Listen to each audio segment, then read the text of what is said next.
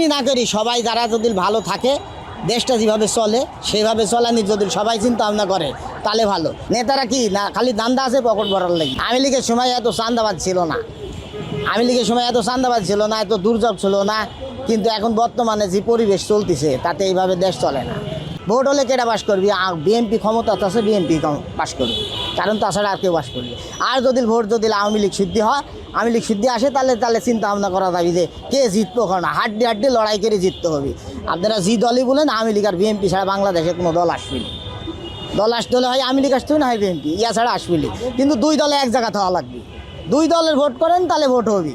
তাছাড়া মনে করেন যে আওয়ামী লীগ নাই, খালি বিএনপি এমনি ফাঁকা করলে, ওই যে ফুটবল খেলতে গেলে যেরকম যে এক পার্টি না আসলে আরেক পার্টি গোল দেয়, ওই রকমই হয়ে যাবে এই বাংলাদেশের ভোট। বিএনপির আমলেও রাতের ভোট দিনে করেছে, সকলাই এরকমই। বাংলাদেশের সকলাই চোর। শুরুর থেকে শেখ মুজিবার বলেছিলি যে আমরা সকল তো জন্ম নিই, আমরা বাংলাদেশে জন্ম নিয়েছি।